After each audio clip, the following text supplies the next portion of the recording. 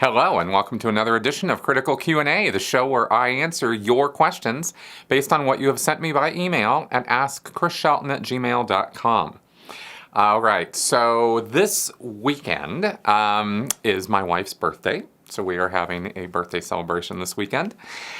This is episode number 251, following last week's spectacular to episode number 250. I think you guys, I've been getting some amazing and wonderful feedback on the interview that I did with Christina Richardson.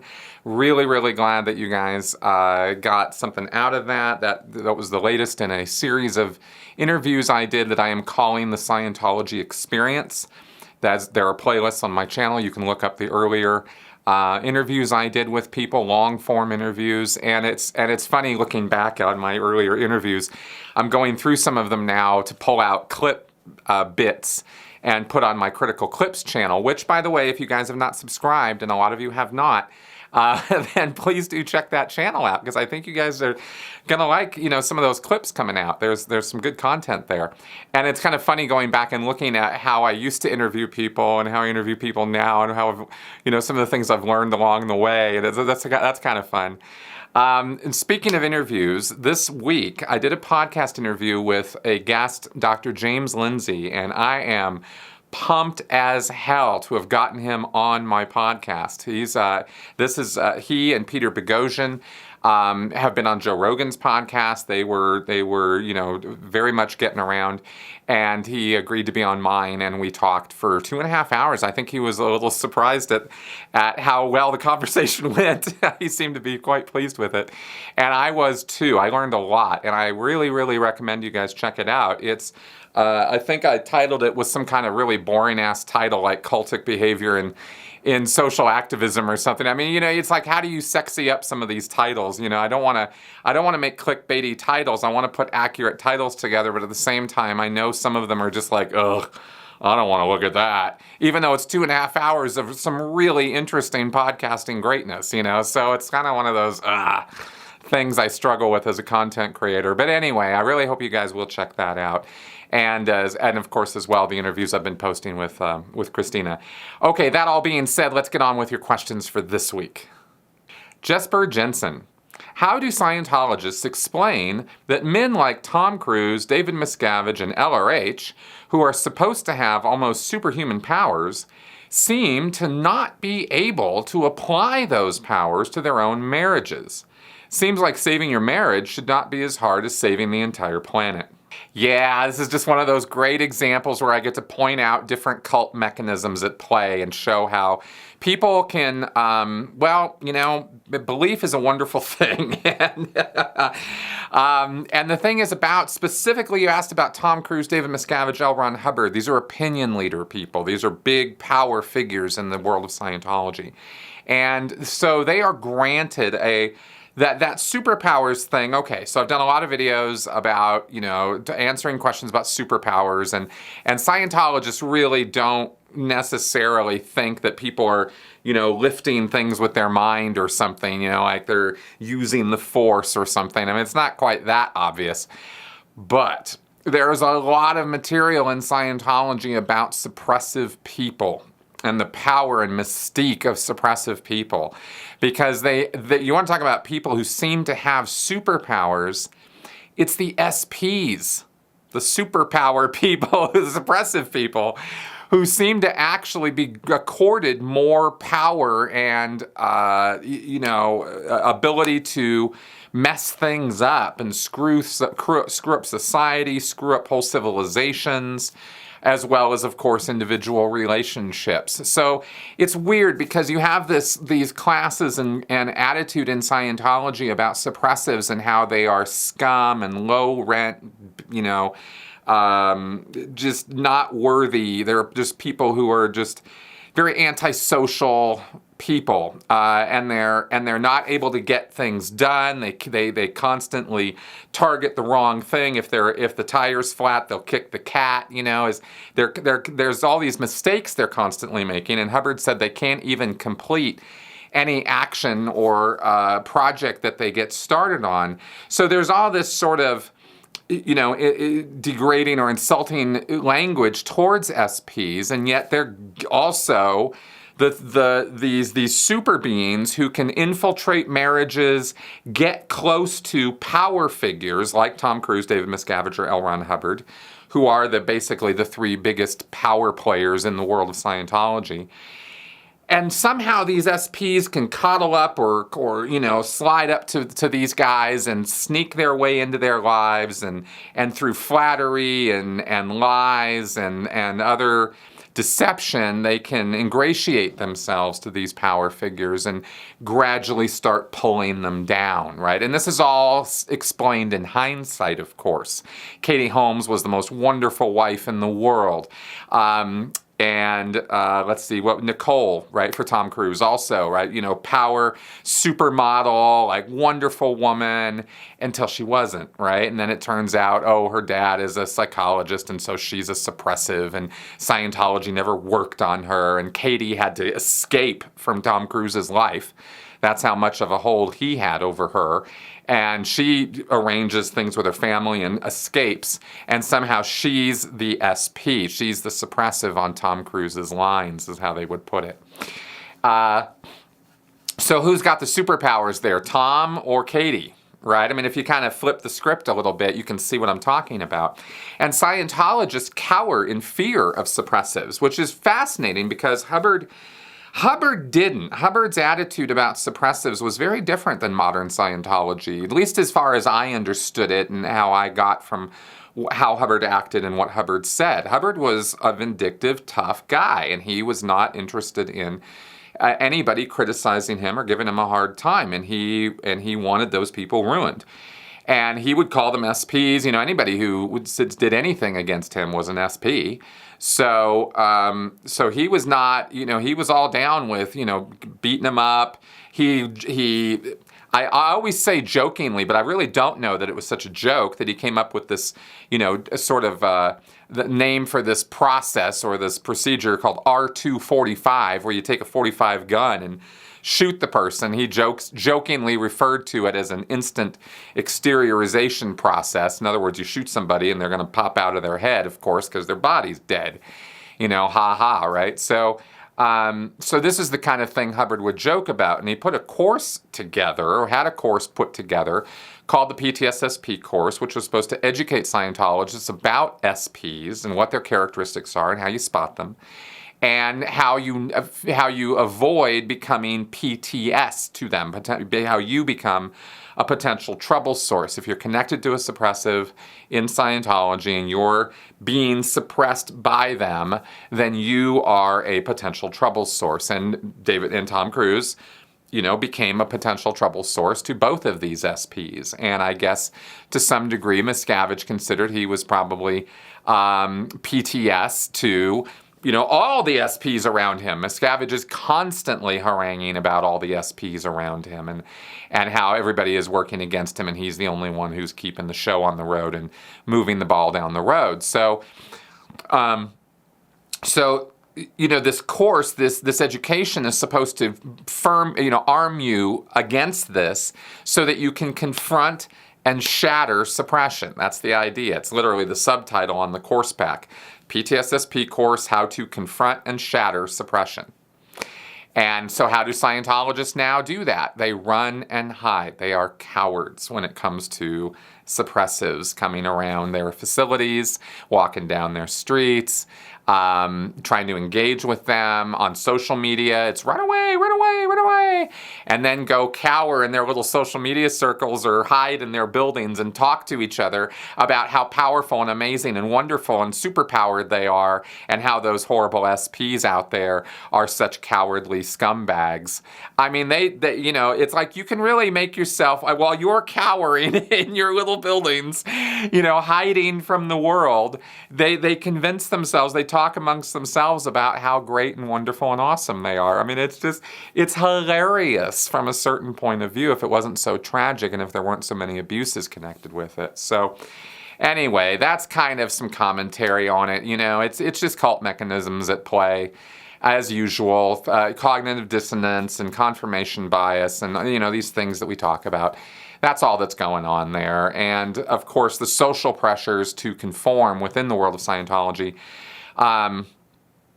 Well, that's really the superpower that Scientology has, is its ability to get people to conform to its silliness, even when that silliness is directly opposite in every way to what Hubbard wrote. And they convince themselves that what they're doing is exactly what Hubbard wrote. I mean, it's pretty strange. It's pretty strange, and I definitely acknowledge that. Anyway, that's what I can say about that. Annie.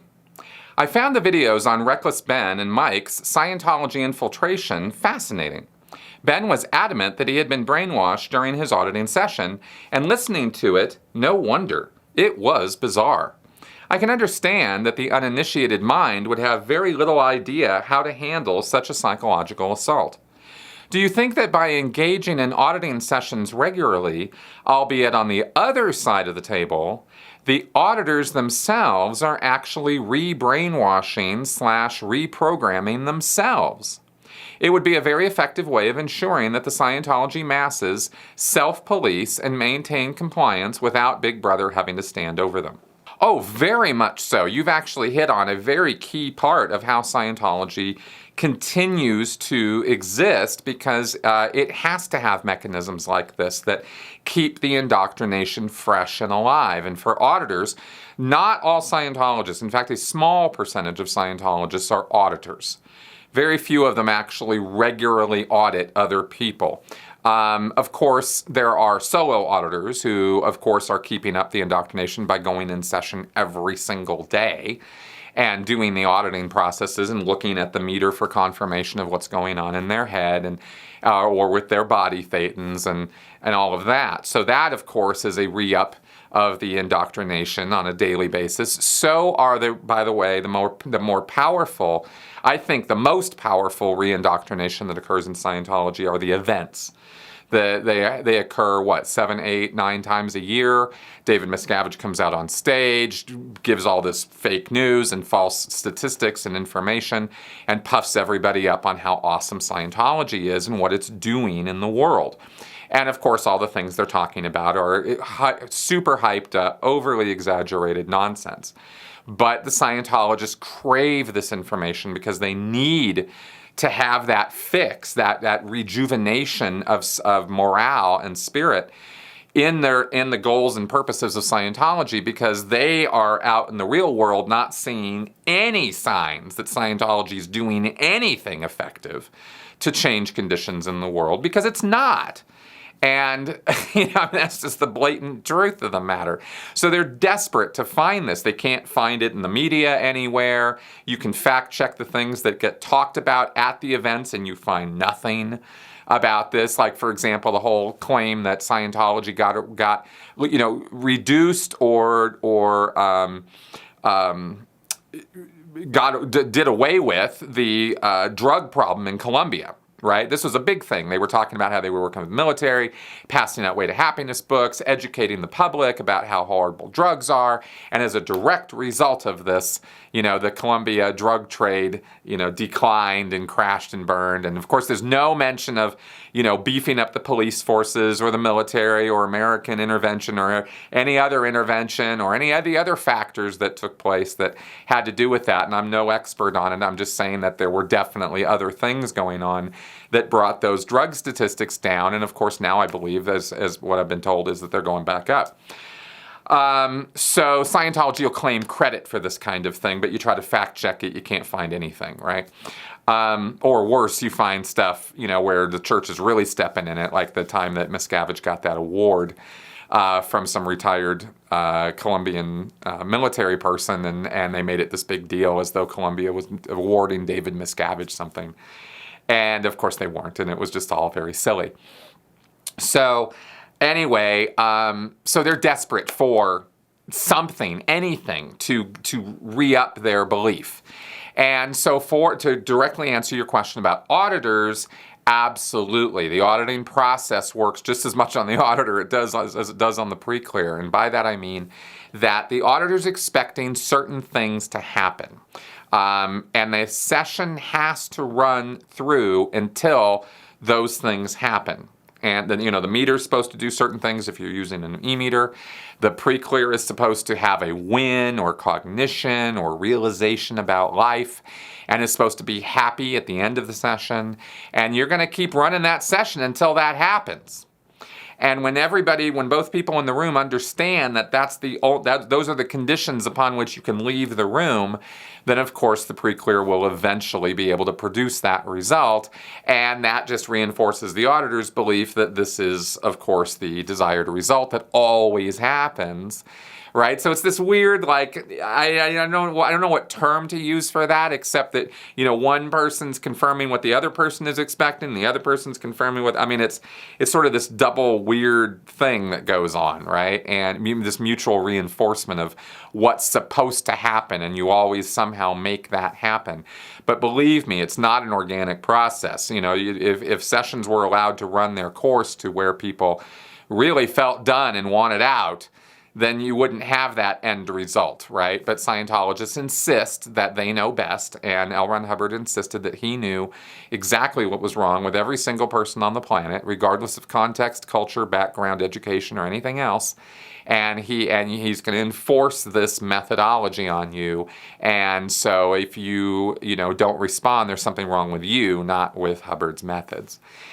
All right, so anyway, so it is a mutually reinforcing thing, and absolutely that's part of the Scientology indoctrination. Sane Davis. I initially joined as a public and received some introductory level services like TRs and intro auditing and life repair, read some books, etc. These services were actually helpful and helped me in living my life with ease and flow. After life repair auditing, I also got free from a decade-old sinusitis problem, and hence I got more hooked into Scientology.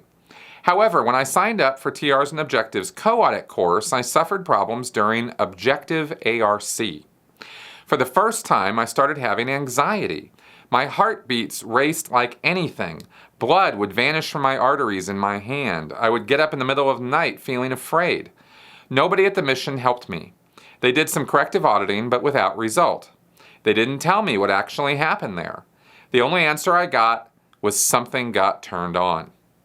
In your experience with Scientology, did anything like this happen to any pre-clear you saw? What actually happened there? Was it a nervous breakdown? Also, a red flag was issued. What the hell is a red flag? I also got medical tests done, but nothing appeared in them. Furthermore, after a few weeks, a Scientologist called me and told me that LRH says that a person can become an OT at any point. Does she mean that I have become an OT? Also, till that incident, I would be enthusiastic towards life and would be focused on my efforts and used to like getting up early in the morning, enthusiastic for the day and going for jogging and exercise. However, after that incident, it has never been the same. I get up with a heavy head every day, filled with anger, /fear/sadness, and thought patterns which don't allow me to move forward enthusiastically and in a focused way. What can I do to regain my earlier mental status? Whom should I see for help? A psychiatrist or psychologist or anybody else? I journaled about these thoughts for around 4 years, after which the anxiety has reduced, but still I have not been able to achieve that mental and emotional status. I loved that focused attitude and am unable to regain it. What can I do to achieve it back? Also, before this incident, I used to take risks and make decisions and follow them through to the end to see if I got the result as expected and was open for lessons. However, after the incident, it has been difficult to concentrate at my tasks and I'm not able to take decisions confidently. I kind of keep hanging in the limbo between mind and heart, meaning my mind keeps feeling afraid and following my heart's desire, and my heart keeps stopping me from pursuing goals set by my mind. What can I do to come back into alignment? I really miss myself. One thing I can say for sure that Scientology is good in making a person believe that there is something wrong with them, even if there isn't. Okay, thank you very much for this long, detailed question, and I'm very, very sorry that you are experiencing what you are. It's never fun to be at the receiving end of nonsense like that, and like I said, I'm really sorry. As far as what you can do or what's going on, Let's first let everybody in on what objective ARC is, this process that was run on you that apparently triggered you in quite a significant way. Objective ARC is a very simple process that's run as part of the battery of objective processes, even though it is, well, here's the commands for the process. Look around here and find something that is really real to you. Look around here and find something you wouldn't mind communicating with. Look around here and find something you wouldn't mind being around. Just those 3 commands over and over and over again. Now, I have no idea, other than the question that you asked me, how this process was run on you, for how long, to what result at the time, when these difficulties started for you. But, the only word I can use for what you're describing to me, and I'm not a mental health professional, and nothing I'm saying in this answer or in any of my videos should be construed as any kind of professional mental health advice, or really any kind of mental health advice at all, if it in any way would, say, contradict or run up against what a licensed mental health professional would advise. So I'm only giving you my lay person's understanding of this, okay? That all being said, right, I'm not, I'm going to say that I think the best thing for you is to get some professional help. Because this is exactly the kind of case that I've talked about before, where I think professional help would actually be necessary for what you need, because there are a number of different treatment modalities out there that can deal with PTSD, complex PTSD, or whatever other label might apply for your state. Like I said, it sounds like something triggered there. As they say in Scientology, something got turned on. And all that really means in the Scientology world is there's some incident in the past that was re-stimulated and brought to the present and is, hitting you upside the head, even if you don't know the specifics of what it was that happened. Well, that's not what's going on necessarily. Okay, that's one possible explanation, is earlier stress or trauma, coming up to the surface and triggering you now. Sure, that could be what's going on, but there could be other explanations for what's going on too. There's not nearly enough information in your question for me to be able to give you any kind of mental health assessment.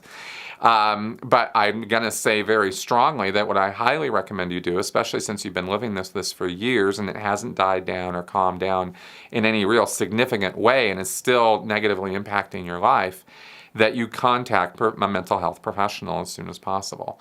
And that's the best advice I can give you. I don't know where you're located. It doesn't sound like you're a native English speaker from your question. I was making some grammatical corrections in the wording of your question. So there are many, many mental health professionals in Europe and Australia, around the world. If you go to where I would start, this isn't necessarily an exhaustive resource, but where I would start is at the International Cultic Studies Association website. It's ixahome.com. And that's got a list of mental health professionals who do understand cults, have some experience with dealing with people who've come out of destructive cults, and Scientology is definitely a destructive cult. So that would be the first place I would go. I know they're pretty resource rich in the United States, that less so in other places, but it's a place to start at least. Unfortunately, the vast majority of mental health professionals are not really clued in very well on destructive cults. But the awareness of the problem is higher now than it ever has been before. And even if you have to sort of drag your therapist along with you a little bit in terms of educating them about what you've been through and what Scientology is all about, better to do that and kind of have to spend an hour or two getting them up to speed than not getting any help at all. Okay, I rag on, the fact that psychiatrists, psychologists should be up to speed on this stuff already. It's a prominent enough problem, and there's enough literature about it that this should be, being dealt with. But regardless of me ragging on these guys, their mental health professionals are almost uniformly caring people who got into the work because they want to help people. So there should be a basic willingness and understanding there, and you should get enough compassion to to be able to get some help, okay? And I know that's very generalized. I've been as specific as I know how to be in this answer. This broadly applies, of course, to anybody out there who has been triggered or who has these kind of traumatic symptoms after a cult experience, right? Get some help, right? It's out there for you, and it's worth taking the time. You can also look into education. I will constantly push that because it has helped me so much in my own journey. Learning about cults, learning about mental health, about mental illness, about how it works, how it doesn't work, learning about the stigmas connected with it. These are very, very helpful things in dealing with it. At least they have been for me, and I always try to push that off on other people. And finally, I will say that there is a self-help mechanism you can take advantage of or look into if, for some reason, finances are a problem or an issue. You can look at something called cognitive behavioral therapy, or CBT.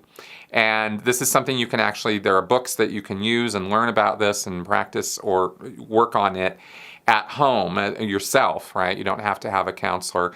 Better to be doing it with a counselor, but that's something that's there. There's all kinds of opinions about these treatment modalities out there, and I think sometimes they are more workable for other people than they are for others.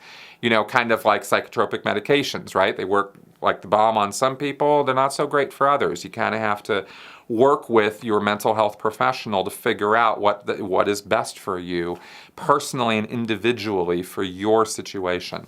There is no blanket handling, and that's the problem with Scientology and these other groups, is they insist that that this one size fits all, everybody goes through the factory production line and comes out the other end a bright, shiny, spiritual entity, right? And that's just not how it works at all. So that's what I can say about all that. I hope that's helpful. I know it's generalized advice, but it's the best I know how to give you. And like I said, I hope that helps. Roman Baikov. I've been in the Sea Org for almost 22 years, and a year ago I blew. There were at first attempts to contact me and drag me back in, but I have just cut it off. I simply do not want to have anything to do with that group anymore. You say you've been in there for over 20 years too. How has your recovery of this been? How did you get to your current life level? You had an occupation before you got in, and now you just practice it for a living, or what? I'm a translator and have been one for almost 25 years and now try to earn money by doing this, but honestly it is not enough, and it's very hard to get a job because people are reluctant to take you after 20 plus years of doing what? I can't even explain what I've been doing. Yeah, I get it, man. I get it. Looks like you're European rather than American, so my understanding of the European civil system and job training and all of that is very, very minimal. I know almost nothing about that world. I only know about it in America. So I'm just assuming that you're over in Europe, but you could be over here. You could be in some other part of the world, I guess. I can only give very generalized advice here, but I'll do what I can based on my experience. I'm not living the high life, okay? I'm making my rent. We're living, decently, but it's not like I'm rolling in it right now, okay? I do this job because it is what I love to do and what I have a skill set to do. This isn't what I did before I got involved in Scientology. I had a number of different retail jobs and admin jobs and clerical jobs and stuff, and that's what I did. I was a legal secretary and an office worker and a sales guy at a game store, and I worked at the library for a while. I had all kinds of crazy jobs all over the place when I was a Santa Barbara staff member. So pretty eclectic experience, and not anything I could put on a resume now and go, ooh, look at that, you should hire me, right? I'm in a position now where, of course, I don't have any desire to ever go work for somebody else. I've been working for myself almost ever since I got out of Scientology, and the idea of having a boss now is just unthinkable to me. So I scrape out this existence, and at least it is helpful and useful, and I get to educate other people in some fashion and help other people in some way, and that to me is providing me with a whole lot of life satisfaction, even if it's not providing me with monetary remuneration in any great amount. As far as getting work, I had gotten work. I got work after I left the church. I put a resume together. You have to translate the experience, man. You got to work it out so that the things that you did when you were in the church, they all translate to real world experience. And in fact, some of it can translate really big time. I have another Scientology ex-Sea Org friend who got out, who has been connected up with people who are translating her Sea Org executive and work time into degree credits for her to actually be able to move forward with a degree, a professional business degree. And so you can actually translate the experience quite effectively in some ways. I'm pretty sure I'd be able to pull that off too. If I tried, but I'm not interested in corporate work at this point. But that's just me, right? Even as a translator, that's work that people can understand and can translate, right? They can understand in real world concepts. So I highly recommend reaching out to and working with other former Scientologists, other former Sea Org members who are making their way in the professional world, and ask them how they did it. Often they were struggling at the beginning, right? I mean, there's a guy named Mike Laws who's down in Texas, friend of mine, built his own company from nothing. And for a while, he was really scraping, eating out of cans. And I mean, it was bad for a while. This was years and years ago. And he's built up an amazing company since then. And Karen de la Carriere is out in LA. She sells paintings. She's made a tremendous life for herself doing that, and of course works with her husband, Jeffrey Augustine, and they do fine, right? And she's ex-Sea Org. She was a Class 12 auditor in CS. I mean, if you talk about a skill set that doesn't look like it translates in any way into the real world, yet she made that transition and she's doing well. Lots of ex-Sea Org members actually do pick up the ball, and that what they do have working for them is their work ethic, at least at the beginning, and that overcomes a lot of barriers.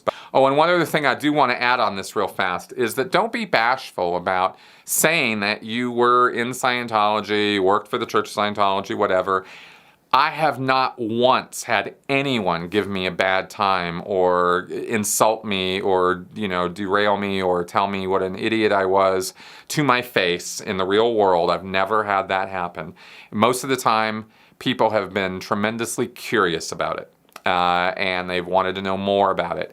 There's never been more awareness in the big wide world of destructive cults and Scientology as a destructive cult than there is now.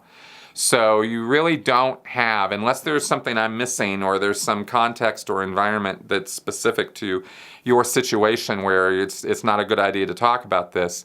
At least in, open Western societies, I've never seen any real blowback or negative repercussions of saying now that you were a Scientologist. I think people get over that pretty quick. Kevin Zay. Given how closely related Romulans and Vulcans are, and given that Romulans have a greater propensity for violence, do you think Romulans are as equally adept as Vulcans at using reason and critical thinking to solve problems? It's a great question, Kevin. Total left turn into Star Trek. Okay, so, because we've been dealing with some weighty questions, so I wanted to put one in here that was a little mirthful. And here's my take on this, okay? I don't think that Romulans or Vulcans are any more or less inherently skilled at or adept at critical thinking. These are taught skills. Using critical thinking, thinking your way through things. And we've seen in the movies a few different ways of interpreting how Spock's education worked as a child, for example. Fact, and thinking, and needing to know lots and lots of things. And yet, we saw in the new Star Trek movies, at least, and even actually back in original series, when Spock was getting a little horny, Pon farr, remember that episode? And he had to go back to Vulcan. And we saw petty jealousies, and we saw maneuvering and social rivalries and things. There was a lot represented in that episode, actually, that showed that Vulcans were pretty much just as underlying, emotional and driven by emotional concerns just as much as they were driven by logic and reason. They were just really good at suppressing the emotional aspects of their existence and using and pushing logic and reason as the way to go about living their lives. And so they focused on it much more intently. But the emotions were raging there. And with Romulans, they don't think that logic, critical thinking, and reason are as valuable and necessary. So no, they wouldn't be as adept at those skills as Vulcans would be because they don't practice it as much. And the thing about critical thinking and logic and reason is these are faculties that have to be exercised in order to be used effectively. You don't just, have some knack for it. You gotta work on it because it's not innate to us. It's not critical thinking and reasoning things are not our natural mode of thinking any more than, eating candy is natural to our diet. It's just doesn't quite work that way. So anyway, that's sort of my take on that. I don't think Romulans are any better than Vulcans, any better than humans at this kind of thing. It's learned behavior, and this is why I think there's hope for us, is because we can learn it. Okay, there you go.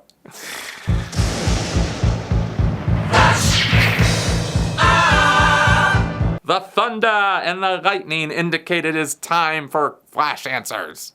Michael Yoder, just how many t-shirts do you own? I think probably around 50. They come and go. Probably around that many. I love t-shirts. Joanna, my birthday is on the 8th of March, which is also International Women's Day. Does Scientology recognize International Women's Day? No, Scientology couldn't care less about International Women's Day. Abe S. I love cats, and I just so happen to notice an adorable kitty behind you in that picture frame. But who's the baby? That is my wife, Melissa, as a baby.